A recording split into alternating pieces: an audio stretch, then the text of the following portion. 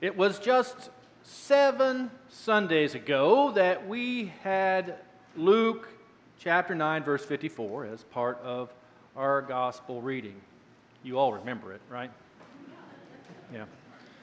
That was the day that Jesus was rejected by the Samaritan village, and his disciples, James and John, asked Jesus, "Lord, do you want us to call fire down from heaven and destroy them?"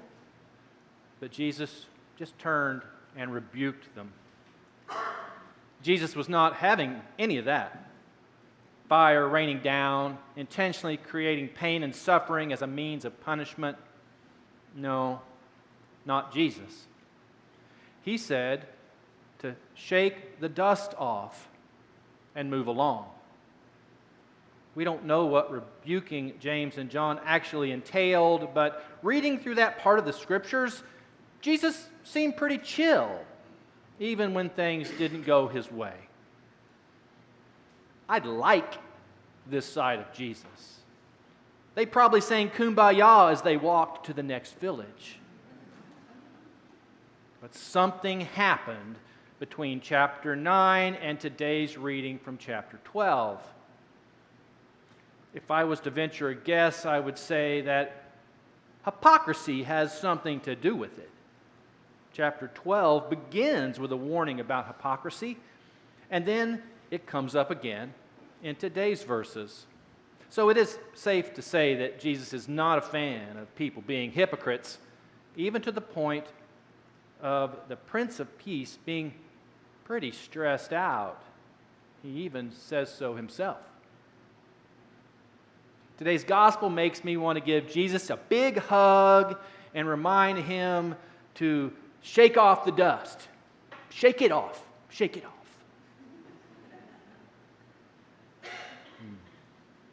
Did you all grow up hearing the phrase, light a fire under you? Yeah, I did. I mean, hugs are important. We need more of them in our lives, but sometimes they're not enough to get our attention. They're not enough to open our eyes, to open our minds or our hearts to the truth.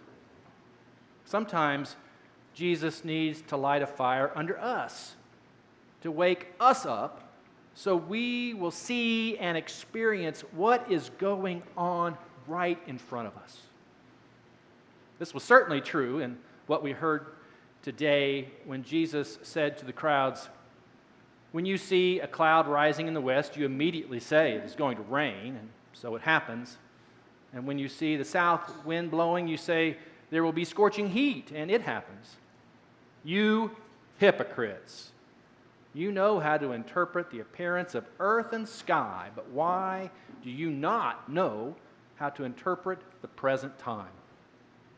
How can you not see what is right before your eyes?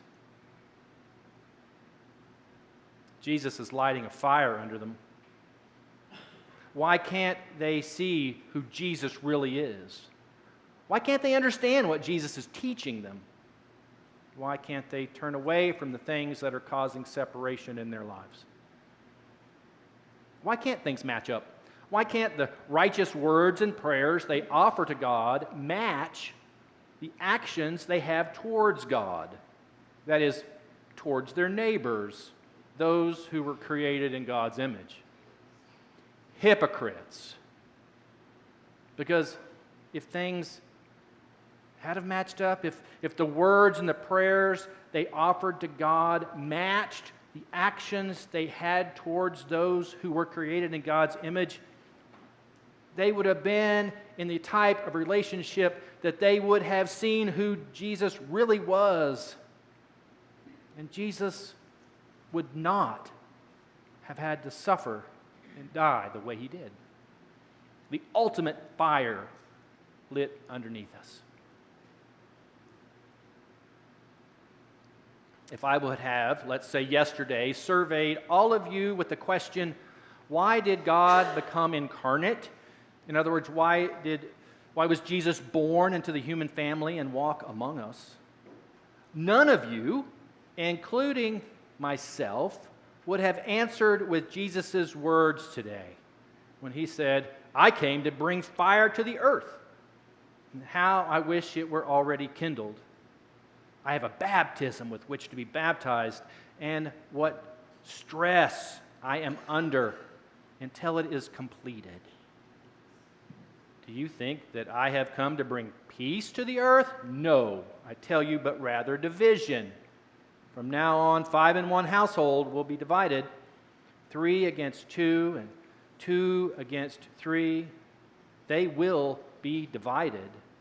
Father against son, and son against father, mother against daughter, daughter against mother, mother-in-law against her daughter-in-law, and daughter-in-law against mother-in-law." Division. Have you seen the bumper sticker, the no Jesus, no peace? No Jesus, no peace. Have you seen that, or the meme? K-N-O-W, no Jesus, or N-O, no Jesus, no peace. If you have Jesus, you have peace, and without Jesus, there is no peace. If we only had today's gospel reading, the bumper sticker would say, "No Jesus, no peace." There may be some real theological truth in that. I'll save that for another day. In looking at the scriptures, I can see why Jesus is so stressed. The fire Jesus brought to kindle within us was love. It was the acts of love, kindness, and forgiveness. Jesus was trying to restore God's people and all of God's people back into right relationship with God. Love, kindness, and forgiveness worked on the outcasts. It worked on the sick and the lame. Love, kindness, and forgiveness worked on the widow and orphan. It worked on those who had nothing to lose or very little. These children of God could experience what and who Jesus was right in front of them. And they were made whole in this kingdom right then and there in real time. But love, kindness, and forgiveness was not enough to wake up the powerful. Those with power, those who had much to lose in their society, they needed a larger flame lit under them. And that is when Jesus moved from talking about how he wished the fire was already kindled into a baptism which to be baptized. John the Baptist preached it, that he himself baptized with water, but that someone greater than him was coming, and he would baptize with fire. This baptism of fire that stressed Jesus out so much, I think he was talking about his crucifixion. The divisions in the world, we brought those on ourselves. Love, kindness, and forgiveness reconciled some, but others needed the greatest of sacrifices. From now on, 5 in one household will be divided, 3 against 2 and 2 against 3. There are those who see who Jesus is and those who don't. There are those whose words and actions about God's love for all people match up. And there are those who just pretend. Jesus called them hypocrites.